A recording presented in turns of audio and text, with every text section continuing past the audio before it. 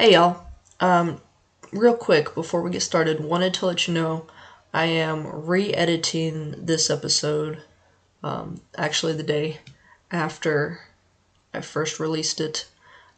If this is your first time listening, I am not taking anything away, I'm just adding some stuff at the end. If this is your second time listening, then you can skip to 21:30. That's 21 minutes and 30 seconds into the podcast to just listen to the new part. All right, thanks.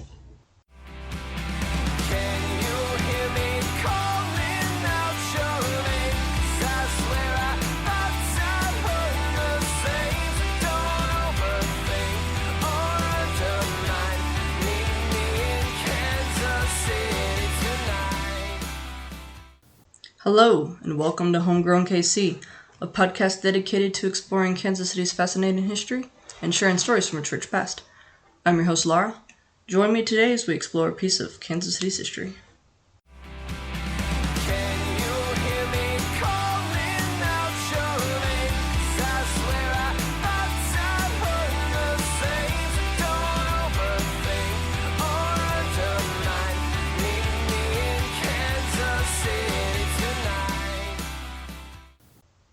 Hello, friends. I hope you are having a fantastic weekend because I'm having a fantastic weekend.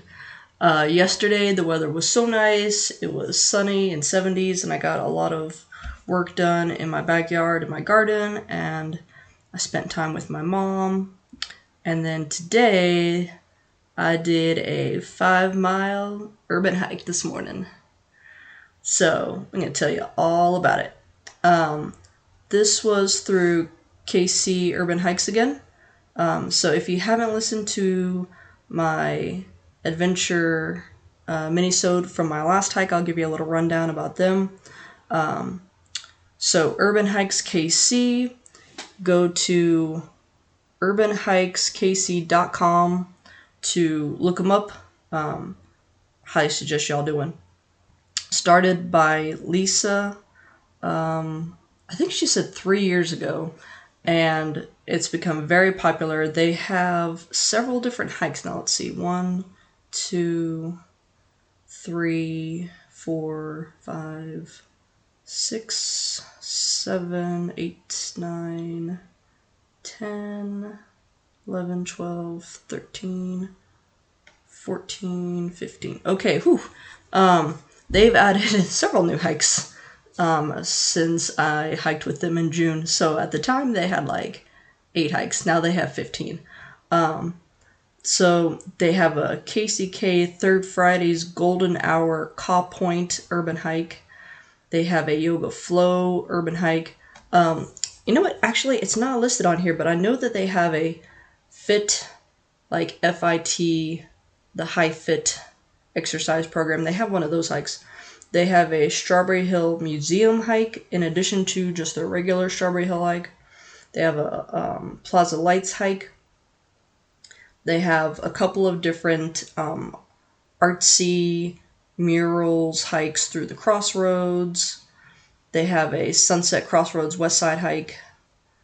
They have, this is a really new one, a Lewis and Clark Trail 10-mile bike ride. They have a short Sunset River Market urban hike. They have a coffee hike. They have a, totally blanking, I'm looking for it. Here we go. Wine and cheese hike. And then their other brand new one, like yesterday was their very first hike, and so today was only the second time they've done this hike, is Hilly Historic Northeast. It was awesome. I've been wanting to check out this area of the city for a while. So we started off in Pendleton Heights at PH Coffee. And I don't like coffee, but I tried their chai, and that was really good, y'all. So Pendleton Heights is a historic neighborhood, and according to Jenny, who was our hike guide, it is the first, or one of the first, I don't remember at the moment which she said, suburbs of Kansas City. And It's full of really beautiful architecture, lots of Victorian homes, also Queen Anne style and some colonial. And right across the street from PH Coffee is a mural done by iRaycon. Hang on, let me look them up real quick. Okay, so looking it up didn't really help. I've only heard this said aloud once, and I don't remember the exact pronunciation, so I don't know if I'm saying it right. It's ITRAICONS. So Itricon? Itra icon? I really don't know. Anyways, if you've been following my Homegrown KC Adventure hashtag street art,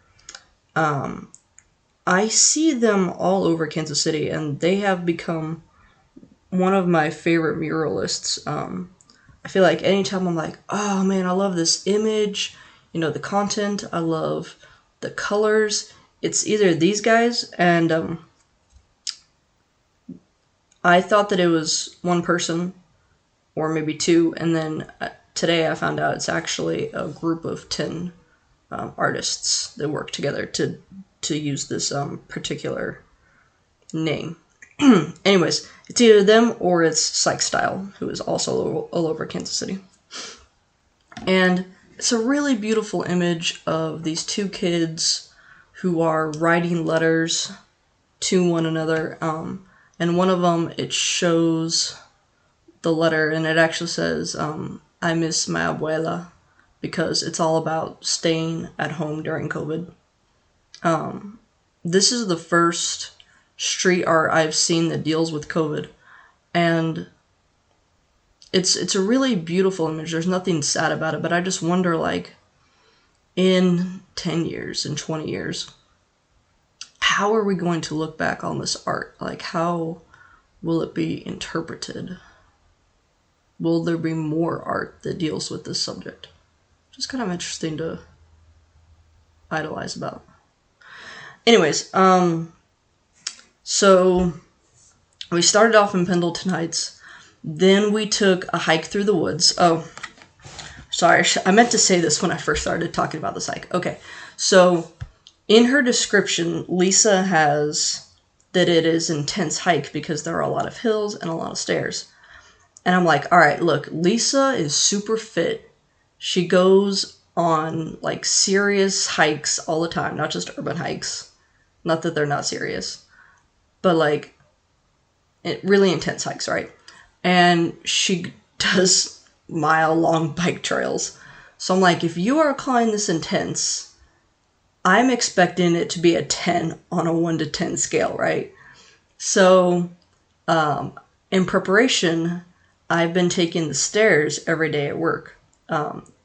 Actually started doing that because our elevator broke, and I didn't want to wait 5 minutes for the elevator that was still working. But the stairs, my building is really old, and for whatever reason, the stairs are really steep, and so it's like, okay, well, this is just good exercise, period. And then once I decided to do the hike, I'm like, all right, yeah, this is good prep work. And I was expecting it to be like stairs everywhere and really steep hills. And I don't think it was that intense, honestly. If you have any kind of mobility issue, you can't do this hike, I'm sorry. And I say that not because of the stairs. There was one set of stairs. They really weren't that bad. But because this hike goes through, it cuts through a wooded area. And it was gorgeous. I wish there had been a few more leaves still left on the tree, but what was left was really beautiful. But the trail that we walked on was really narrow. It did have a couple of steep spots, and there were rocks and sticks hiding under the leaves. So any kind of mobility issue, you cannot do this hike. I'm sorry. But if you are reasonably fit, and I mean, if you can walk 5 miles without dying, then you can do this hike. I would say it's a 4 on a 1 to 10 scale. If I had done this without taking the stairs at work, I'd probably still call it maybe a 5. Anyways, walked through the woods. That was awesome. Once you get in there, it doesn't take long at all before, you see nothing but trees. This is the city? No, this doesn't feel like city. This is not city. But it is. It's right in the middle of the city. Well, not exactly. I mean, it's the northeast part of the city.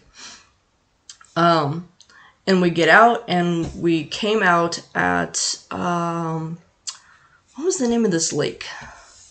Or pond. And it's not big enough to be a lake. It's really a pond. And now I cannot remember the name of it. Hang on, I'm going to stop and see if I can look up the name. Okay, yeah, so my guess was right. It's North Terrace Park Lake. And she said that they had to go earlier in the week to clean up trash to make it look nice before they took folks on the site, which is so sad. Why is it that the most natural locations gather the most trash? I don't get it. Surely those are the ones that you want to keep most pristine. But with the trees reflecting off the water, it was really pretty. And then we walked along Cliff Drive. And so here's the thing about Cliff Drive. It has a very long history in Kansas City. Started in the late 1800s, early 1900s.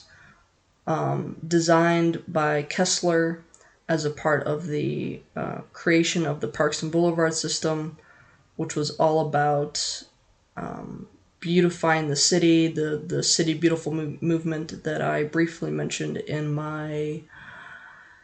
I want to say that was one of the early ones from the Nelson Art Museum. I didn't say that right, Nelson Atkins Museum of Art episodes. Not the first, well, maybe the first one. Maybe the first or the second one, where I talked about the creation of that museum.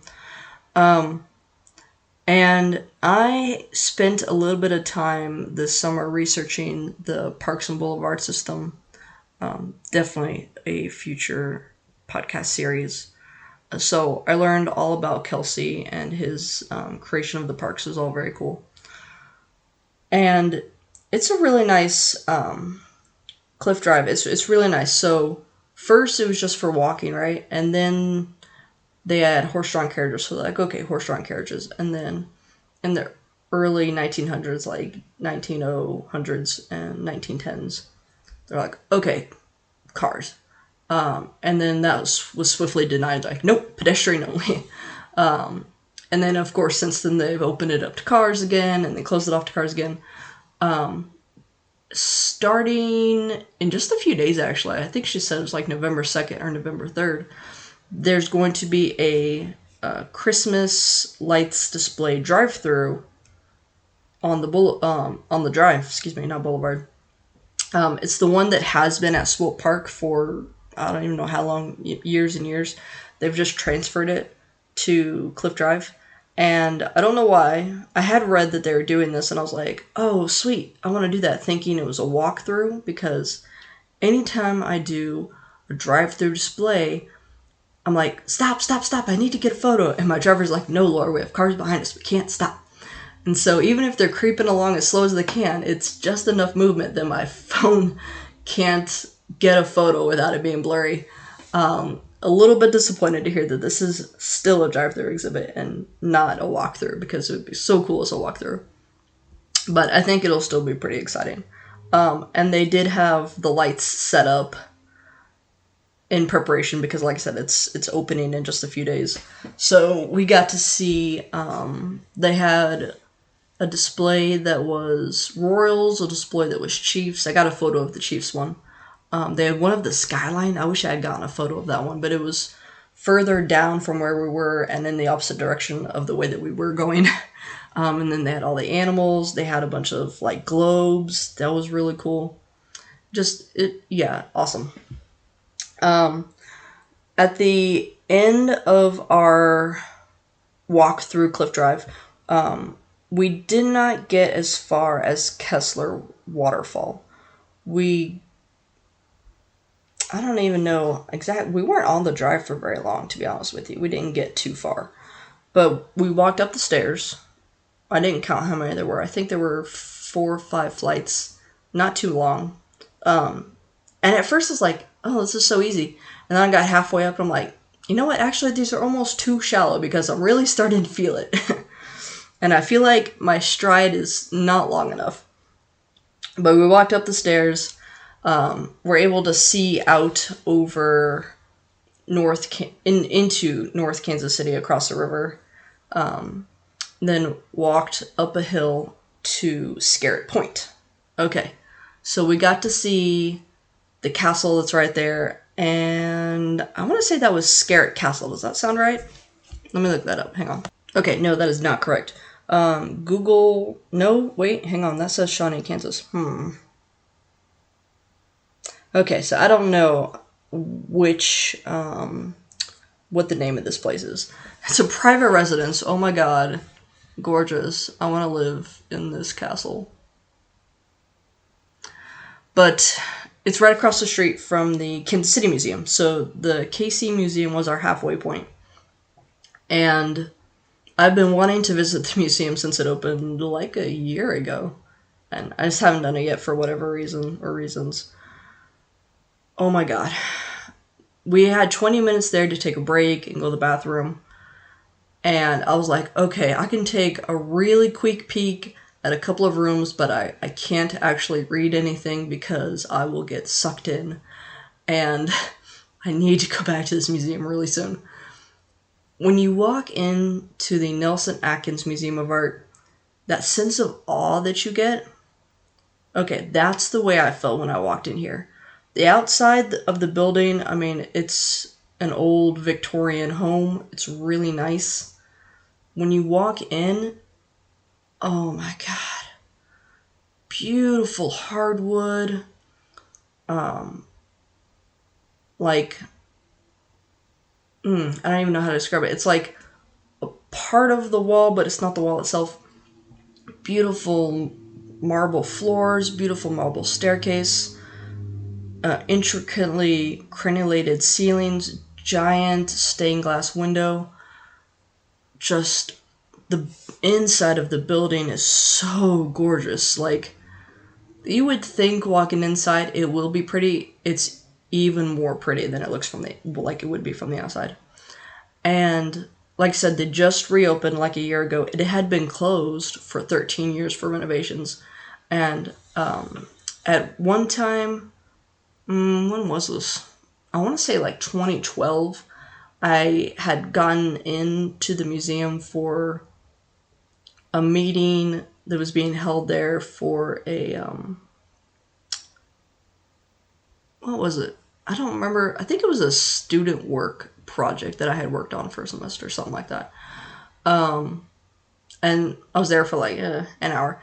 And it was bare walls. They had taken out walls. There were holes in floors. It was really bad. If you hadn't seen it, you would never guess. I cannot get over how beautiful this building is. And it has some modern flourishes to it that somehow just are like seamless. It's amazing. So that will be another Homegrown KC Adventure Minisode. Watch out for that sometime in the next few months, I imagine. And then we walked through Scarrett Point, saw some more beautiful Victorian houses. Victorian is, I mean, that style of house, that's probably my favorite. Maybe tied with Queen Anne. I also super love Queen Anne's historic style. Anyways, we went by the Colonnade, which was really pretty. Also a part of the Parks and Boulevard system. And in the center of the Colonnade, there was a fountain at one time, and then they took it out a few decades ago. I don't know, 1940s, I think she said. It's too bad that they did, because that space screams large, majestic fountain here. Instead, there is this actually rather small column dedicated to JFK. Walked back through the park a little bit, and then the last thing that we saw on our hike was the reservoir. And I'm so glad this was included because I've seen photos of it on some of the historic Facebook groups I'm a part of. Let me rephrase that. A part of the some Kansas City history groups I'm a part of on Facebook. There we go. And I mean, it's like really funky and cool looking, and I really wanted to visit it, but I didn't know like how to get there, or if I was allowed to, if I'd have to sneak in. There is a fence all the way around it, but the gate was wide open, and it was like, okay, walk in. Just be careful and don't fall and die. So it is the size of a football field. And I mean, first off, you're like, okay, yeah, I know how big a football field is. This looked and felt larger for whatever reason. It's totally overgrown. There's like a forest growing inside of it. And the bits of cement that are not overgrown are completely covered with graffiti. So I tried to get some cool images of that. That's definitely going to be up on my social media pages. But she was telling us the story behind the reservoir as well. I'm like, oh, yeah, okay. I knew of the reservoir and that it had been abandoned, but I didn't know why or anything. That was pretty cool. So definitely going to cover that in a future topic. Maybe I'm kind of thinking now I need to do a series that's just on the history of this part of the city. And so if I do that, that'll definitely be a topic in that series. Okay, y'all, so here's this new edition. Last night, I had someone comment on the Homegrown KC adventure on one of those social media pages and said they didn't think that we should be glorifying graffiti in a natural space.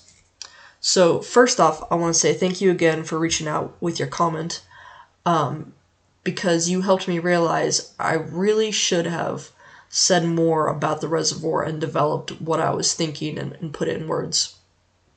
So I will just reiterate what I responded to, which was, I get where you're coming from, 100%. And if this were a natural environment, I would absolutely be against graffiti or anything that would damage it, because we need to protect our environments. However, I would like to emphasize once more, this is not a natural space. This is an abandoned reservoir. Now, that being said, it is a little bit over 100 years old, and under other circumstances, I would, again, 100% be against graffiti on a building of historic, or any site of historic significance. However, despite its age, as far as I can tell, there doesn't appear to be any historical significance. Now, there might be archaeological significance buried underneath of it. No way to know. There might be architectural significance. I haven't done a deep dive, so again, I don't know. However, due to the fact that it was so quickly abandoned and that the new reservoir that they built to replace it was with more advanced technology at the time, I would say this probably doesn't have any architectural significance. There doesn't seem to be any events of historical importance that took place there. So aside from the age, I really don't think it has historical significance. Therefore, I think that the way that it has been co-opted by this outside underground art community is really interesting from a modern historical slash cultural anthropologic slash sociological perspective. And I will go ahead and say that graffiti is a form of art.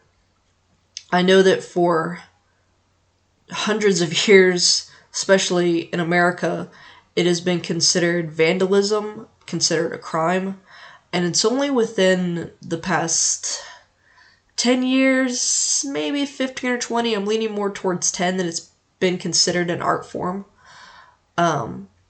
And therefore, I know a lot of people still don't consider it an art form, still consider it vandalism, and would therefore disapprove. But I've done a little bit of reading on murals, street art, and graffiti as forms and expressions of identity. And the little bit that I read so far is really interesting. I would like to dig into that further. So, if you agree with my commentator that the graffiti is bad, please reach out and let me know how you feel about this. If you are a member of this art community and you think the graffiti is a good thing, please reach out. I would love to hear both perspectives. I welcome the debate. However, please be respectful and courteous to others, even if they have a different opinion than you. If y'all start getting hateful, I'm going to block you, and I don't want to have to do that. Okay, thanks. See y'all later. That's it for today. Please check out Urban Hikes KC. Wonderful organization, super cool hikes, lots of fun. Thank you for joining me today. I hope you will become a financial supporter of the show if you are able. There are several ways you can do so. You can subscribe to patreon.com/homegrownkc or redcircle.com/homegrownkc. Or you can give a one-time donation at redcircle.com/homegrownkc or at coffee.com/homegrownkc. That's ko-fi.com/homegrownkc. You can give as little or as much as you want, even as little as $1. And once you sign up, create your account and subscribe to the show, you'll be charged on that day and then on the first of every month following.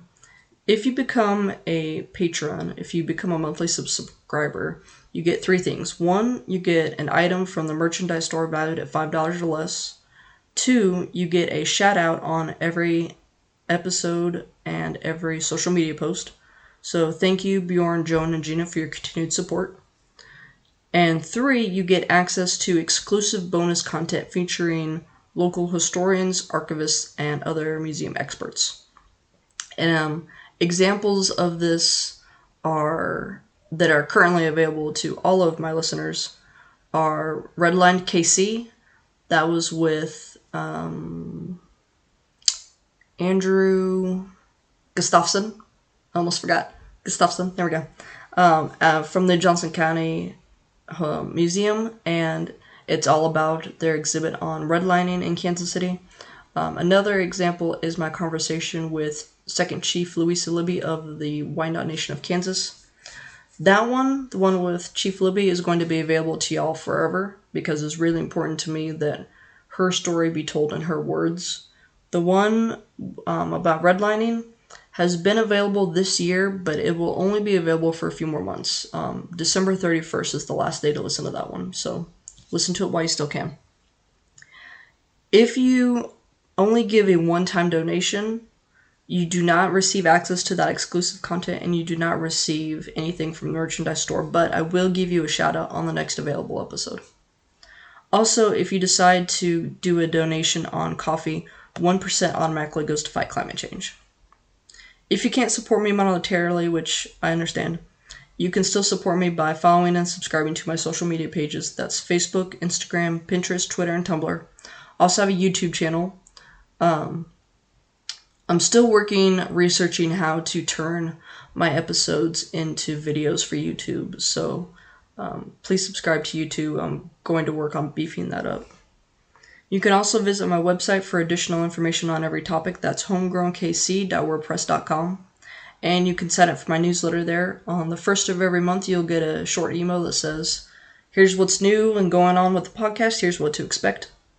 If you have any questions, comments, concerns, or episode suggestions, you can email me at homegrownkcpodcast@gmail.com. Or you can DM me on any of my social media networks. I love to hear from y'all. If you want to see what merchandise is available, go to www.zazzle.com/store/homegrown_kc_store. Again, that's www.zazzle.com/store/homegrown_kc_store. Real quick before I forget, I want to put in one more plug for if you are free next Saturday, November 5th, please come to the Hub Argentine Community Garden. We're planting our orchard and we need as much help as we can get. Coffee and donuts will be provided for breakfast as well as bread and soup for lunch. That'll be from 9:30 to 12:30. If you want more information, you can just Google the Hub Argentine, or I have info about it on my Facebook and Instagram. Thank you goes out to my talented sister-in-law, Sarah McCombs, for the creation of my logo, to the Dear Misses for the use of their song Kansas City as the intro and outro music of the show, and to local libraries which enabled me to gather all my research. Thanks for listening. Cheers.